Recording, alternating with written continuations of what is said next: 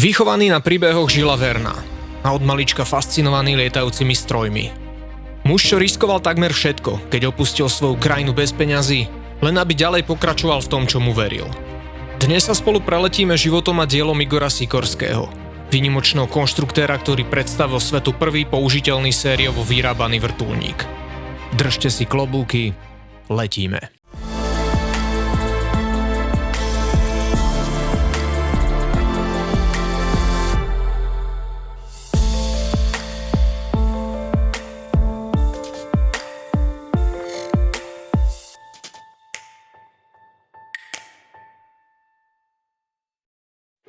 Igor Sikorský sa narodil v Kieve 25. mája 1889 ako najmladší z 5 detí. Otec Alexejevič bol váženým profesorom psychológie a vášnivý ruský nacionalista. Matka Mária Štefanovna bola lekárkou a počas domáceho vzdelávania mladému Igorovi vštiepila záujem o umenie a vedu. Očarený prácami Da Vinciho a nasiaknutou myslou od príbehov Julesa Verna sa v ňom začala formovať prirodzená túžba o prírodné vedy. Podporovaný otcom, ktorého sprevádzal na cestách, si vo veku 12 rokov zostrojil vlastnú prvú hračku. Vrtuľníček poháňaný gumičkou.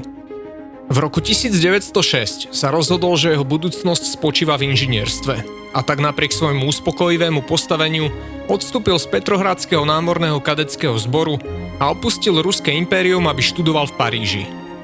V roku 1907 sa vrátil do Ruského impéria a zapísal sa na strojnícku fakultu Kyjevského polytechnického inštitútu. V lete 1908, opäť na jednej z ciest, kedy sprevádzal otca, sa dozvedá o úspechoch bratov Wrightovcov a Ferdinanda Zeppelina. To bola kľúčová udalosť, o ktorej neskôr povedal. Do 24 hodín som sa vtedy rozhodol zmeniť svoje životné poslanie. Budem študovať letectvo. S finančnou podporou svojej sestry Olgy sa Sikorský v roku 1909 vrátil do Paríža, vtedajšieho centra leteckého sveta. Sikorský sa tu stretol s priekopníkmi letectva, aby sa ich pýtal na lietadlá a lietanie. Po tejto skúsenosti sa v máji toho istého roku vracia späť do vlasti a snaží sa skonštruovať prvý vrtuľník. Vrtuľník bol poháňaný motorom Anzany s výkonom 25 koní, a to však nestačilo na zdvih vrtuľníka ani na jeho operátora. Napriek pokrokom v riadení a materiáloch, ktoré dosiahol, projekt skončil doslova rozobratý v pivnici. Pokusov nasledovalo ešte niekoľko, no neskôr na ne spomínal vlastnými slovami. Naučil som sa dosť na to, aby som si uvedomil, že s existujúcim najmodernejším vybavením, motormi, materiálmi a predovšetkým nedostatkom peňazí a skúseností by som v tom čase nebol schopný vyrobiť úspešný vrtuľník. Sikorský tak necháva svoj sen o vrtuľníku v zásuvke stola a rozhodne sa na teraz svoj čas venovať lietadlám. Jeho prvé lietadlo vlastnej konštrukcie, S1, používalo 15 koní, trojvalcový motor Anzany v tlačnej konfigurácii, ktorý však lietadlo nedokázal zdvihnúť. Druhý stroj S2, poháňaný silnejším motorom, sa dostalo do vzduchu roku 1910 na pár desiatok stôp. Stroj sa však náhle zrútil a skončil v rokline. Neskôr Sikorský postavil dvojmiestny S5 a to bol jeho prvý návrh, vďaka ktorému získal Sikorský pilotnú licenciu. Počas predvádzania tohto lietadla však motor nečakane zhasol a Sikorský bol nútený núdzovo pristáť, aby sa vyhol nárazu do steny. Zistilo sa, že do karburátora sa dostal hmyz, čím motor zostal na okamih bez paliva. Táto skúsenosť neskôr Sikorského presvedčila o potrebe lietadla, ktoré by mohlo pokračovať v lietaní, ak by aj stratilo motor. Jeho ďalší počin, lietadlo S6, prepravilo 3 pasažierov a bolo vybrané ako víťaz Moskovskej leteckej výstavy roku 1912. V tomto období sa stáva aj hlavným inžinierom leteckej divízie pre ruské baltské železničné vagóny v Petrohrade. Jeho práca tam zahŕňala konštrukciu a vývoj prvého štvormotorového lietadla na svete, S-21, ruský víťaz, neskôr nazývaný Bolšoj Baltský. Sikorský vymyslel dizajn S-21 v roku 1911, keď žiadne známe lietadlo nedokázalo zdvihnúť viac ako 600 kg. Keď sa začiatkom roku 1913 svet dozvedel o konštrukcii ruského víťaza, odborníci a médiá na celom svete predpovedali úplný neúspech. Prvý letecký test 10. mája 1913 však bol úspešný. A to aj napriek tomu, že stále mnohí neverili v pravosť medializovaných informácií. Sikorský absolvoval s lietadlom teraz už známym pod pseudonymom Grant celkovo 53 letov, až kým ho nepoškodili padajúce trosky z iného lietadla, keď stálo na dráhe. Šlo o veľký úspech pre ruské letecké inžinierstvo a Sikorskému bol v roku 1914 udelený čestný titul v odbore inžinierstvo na Petrohradskom polytechnickom inštitúte. Sikorský využil neskôr skúsenosti z výstavby ruského víťaza na vývoj dopravného lietadla S-22 Ilja Muromec. Kvôli vypuknutiu prvej svetovej vojny ho prepracoval na prvý štvormotorový bombardér na svete, za čo bol vyznamenaný rádom svätého Vladimíra. Mladému konštruktérovi však cestu za snom skomplikovala občianska vojna. V marci 1917 padol cár a nasledovala vojna medzi bolševikmi a odporcami, ktorá trvala ďalej niekoľko rokov. Príležitosti vo vojnou spustošenej Európe už nebolo veľa a nové bolševické vedenie nemalo už ďalej záujem o Sikorského projekty ani lietadlá. Navyše Igorovi hrozilo prenasledovanie a tak sa rozhodol krajinu opustiť. Napriek neistej budúcnosti a takmer bez peňazí zbali svoje projekty do aktovky a roku 1918 odchádza opäť do Francúzska a odtiaľ o rok neskôr definitívne za veľkú mláku do USA. Po príchode do USA sa Sikorský zamestnal ako učiteľ a prednášajúci, pričom hľadal príležitosť pracovať v leteckom priemysle. Aby sa uživil, učil matematiku a fyziku najmä ruských emigrantov v New Yorku. Medzi tým ďalej presviečal všemožným spôsobom investorov, aby mohol opäť stavať lietadlá. V roku 1923 založil Sikorský v Roosevelte v štáte New York spoločnosť Sikorsky Manufacturing Company, aj keď hovoriť o spoločnosti bolo ešte silné slovo. Sikorský mal takmer nulový kapitál a spoločnosť mu pomáhalo rozbiehať niekoľko dobrovoľníkov, kamarátov a bývalých ruských vojenských dôstojníkov. Všetko sa to začalo na Long Islande pri New Yorku, v drevenej búde, na pozemku malej slepačej farmy. To bolo viac menej na začiatok všetko, čo si mohol dovoliť. Začiatky boli naozaj podivné a drsné zároveň. Diely na stavbu prototypov si Sikorský spolu so zamestnancami nosili z nedalekého šrotoviska, keďže na nové neboli financie. Snahu olejom zafúlaného, no nezlomného Sikorského si až neskôr všimol už slávny skladateľ Sergej Rachmaninov, ktorý sa mu rovno na farme predstavil vypísaním šeku na $5,000 amerických. Toto veľké gesto a mnohé ďalšie finančné injekcie od podporovateľov, ktoré začali prichádzať, zabezpečili Sikorskému dostatok prostriedkov na konečne solidný štart. Sikorský presvedčil svojich podporovateľov, aby investovali ďalších $2,500 a s dodatočnými finančnými prostriedkami tak v máji 1923 vyrobil S-29A. Jedno z prvých dvojmotorových lietadiel v USA s kapacitou 14 cestujúcich a rýchlosťou 115 míľ za hodinu. Lietadlo vzlietlo prvýkrát v roku 1924. Konštrukcia lietadla bola vyrobená z ocele a dve krídla s drôtenými výstuhami boli vyrobené z dreva a látky. Stroj mal konštrukciu s dvojitým vertikálnym stabilizátorom a pôvodne bol vybavený dvojicou motorov Hispano Suiza 8 s výkonom 220 koní. Po prvom lete, kedy muselo lietadlo pristáť núdzovo na golfovom ihrisku, boli po prestavbe do lietadla nainštalované dva silnejšie motory Liberty L12 s výkonom 400 koní. Druhý let 25. septembra bol veľmi úspešný. Letové skúšky ukázali, že S-29A bol schopný udržiavať výšku aj na jeden motor. Lietadlo ďalej žalo úspechy. Bolo bezpečné, príjemné na ovládanie, absolvovalo 300 letov a roku 1925 prepravilo dokonca koncertné piano prvej dáme Grace Coolidgeovej. Sikorský však na lietadlo neprilákal kupcov, keďže letecký priemysel bol v USA ešte len v počiatkoch. Napriek tomu lietadlo firmu preslávilo a stalo sa skvelým marketingovým nástrojom. V roku 1928 sa Sikorský stal naturalizovaným občanom Spojených štátov. Spoločnosť Sikorsky Manufacturing Company sa v roku 1929 presťahovala do štátu Connecticut. V júli toho istého roku sa stala súčasťou spoločnosti United Aircraft and Transport Corporation. Spoločnosť sa neskôr stala známou aj výrobou obrých lietavcích člnov S-42, ktoré používala spoločnosť Pan Am na transatlantické lety. Firma už bola ako tak stabilná a Sikorský sa rozhodol, že zo šuflíka vyťahne svoj dávny zabudnutý projekt z počiatku jeho kariéry. Dostatok finančných prostriedkov, vývoj v oblasti motorov a materiálov a lepšie zázemie mu dovolili otvoriť staré výkresy a pustiť sa do práce. Nebol však jediný, kto koketoval s myšlienkou vertikálneho vzletu pomocou vrtulí.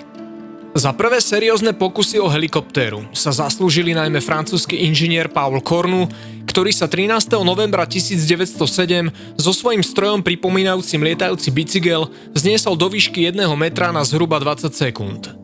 Slovenský vynálezca Ján Bahil takisto skonštruoval vrtuľník poháňaný spaľovacím motorom. Najvýznamnejší úspech dosiahol 5. mája 1905, kedy jeho vrtuľník preletel vzdialenosť vyše 1500 metrov vo výške 4 metrov. Medzi prvé pokusy patril aj stroj z konca leta 1907 Gyroplán číslo 1, ktorý postavili Louis a Jacques Breguetovci v spolupráci s profesorom Charlesom Richetom. Purista by mohol prvými poskokmi v roku 1907 pohrdať, pretože stroj úplne nelietal. Držali ho 4 asistenti, aby sa zabranilo akémukoľvek nepravidelnému pohybu.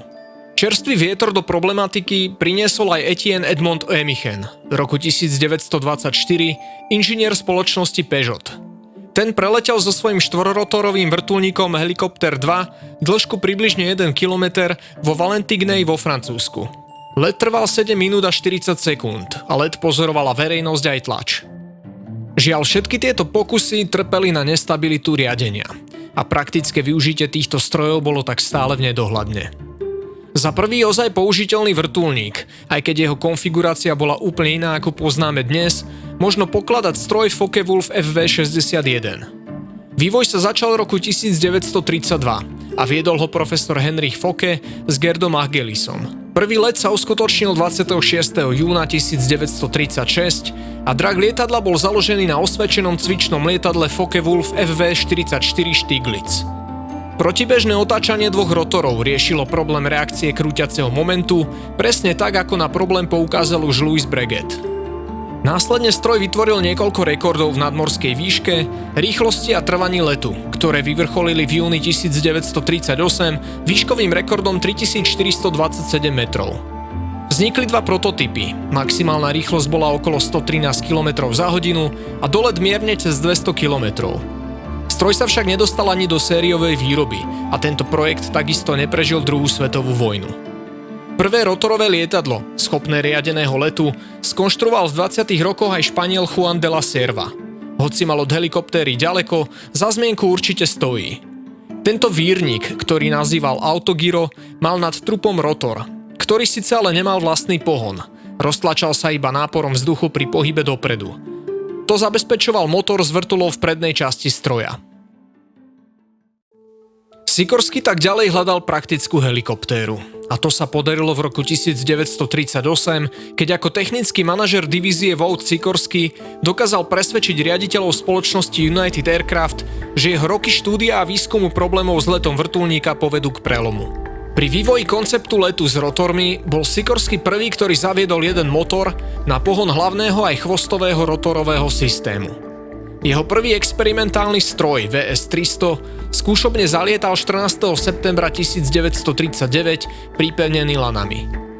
Ukázalo sa, že cyklické ovládanie je ťažko zdokonaliť, čo viedlo k tomu, že Sikorsky cyklické ovládanie zablokoval a pridal dva menšie zdvíhacie rotory so zvislou osou na každú stranu chvosta. Súčasnou zmenou sklonu týchto rotorov sa zabezpečilo ovládanie vpred a vzad. Ovládanie klopenia sa zabezpečilo rozdielnym sklonom listov. Toto unikátne riešenie zabezpečilo konečne plynulé a stabilné ovládanie. Finálny variant VS-300 bol poháňaný motorom Franklin s výkonom 150 koní. VS-300 bola jedným z prvých vrtuľníkov schopných prepravovať aj náklad. Počas 2 rokov bol stroj upravovaný, vrátane odstránenia 2 vertikálnych chvostových rotorov v roku 1941, keď už nový cyklický riadiaci systém výrazne zlepšil jeho letové vlastnosti. Kúzlo bolo v tom, že Sikorsky použil jeden hlavný rotor a na vyrovnávanie reakčného momentu, ktorý by inak otáčal helikoptérov, inštaloval v chvostovej časti motor vyrovnávací. Vyrovnávací rotor bol poháňaný hlavným motorom cez dlhý hriadel. Táto Sikorského konštrukcia bola revolučná najmä tým, že bola podstatne spoľahlivejšia, jednoduchšia a preto sa považuje VS-300 za prvú modernú helikoptéru. Prvý voľný let VS-300 sa uskutočnil 13. mája 1940. Stroj sa tak stal prvým úspešným vrtuľníkom s jedným nosným rotorom v Spojených štátoch a prvým úspešným vrtuľníkom, ktorý používal konfiguráciu s jedným vertikálnym chvostovým rotorom na zmiernenie krútiaceho momentu tak, ako to poznáme u vrtuľníkov dnes. Netrvalo dlho a firma pripevnila na stroj plaváky, čím sa VS-300 stala aj prvou praktickou obojživelnou helikoptérou. Posádku tvoril jeden pilot, aj keď sa objavila neskôr aj dvojmiestna verzia pre armádu roku 1942. Maximálna rýchlosť bola 80 km za hodinu. Priemer hlavného rotora bol 9 metrov a celková hmotnosť stroja ľahko prevyšovala 500 kg. Dole činil iba niečo cez 120 km. Nasledoval revolučný model R4 v rámci série Rotorcraft armádnych vzdušných síl Spojených štátov, ktorý prvýkrát zlietol 14. januára 1942. Armáda ho prijala ešte toho istého roku. Model sa ďalej vylepšoval, vrátane posunutia chvostového kolesa ďalej dozadu, odvádzania výfukových plynov do strany namiesto smerom nadol a zvýšenia kapacity palivovej nádrže. Vrtuľník sa ťažko pilotoval. Listy vrtulí boli ešte vyrobené z drevených rebier okolo oceľového nosníka a pokryté dopúvanou tkaninou. Bolo ťažké udržať listy v rotácii v rovnakej rovine. Keďže neexistovali ešte žiadne regulátory otáčok, riadiaca páka sa triasla ako zbíjačka a pilot ju musel stále pevne držať. Tieto detské nemoci sa však časom odstraňovali a z R4 sa stal prvý veľkosériovo vyrábaný vrtuľník na svete a prvý vrtuľník používaný vzdušnými silami armády Spojených štátov, námorníctvom aj pobrežnou strážou. Ďalej slúžil aj kráľovskému letectvu a kráľovskému námorníctvu. V službe amerického námorníctva a pobrežnej stráže USA bol vrtuľník známy ako Sikorský HNS-1. V britských službách bol známy pod označením Hoverfly. R4 štartovali z lodí aj z pevnín. Boli nasadzované na evakuácie zranených pilotov a vojakov či prepravu náhradných súčiastok pre pozemné jednotky. Stroj slúžil dokonale a stal sa neoddeliteľnou súčasťou armády a Sikorský svoj sen tak konečne zhmotnil. Tak sa teda zrodili helikoptéry. Stroje, ktoré dnes zachraňujú ľudí, prevážajú tony nákladu, hasia požiare, hliadkujú nad morom, bojujú a dostanú sa bez obmedzenia takmer všade. Viacúčelový vynález, ktorý doviedol do dokonalosti najmä tento muž, Igor Sikorský, otec všetkých moderných helikoptér. Ďakujem vám za pozornosť. Som nesmierne rád, že vás moja tvorba baví. Môžete mi zanechať like či komentár a uvidíme sa opäť pri ďalšom videu. Majte sa pekne a letíme ďalej.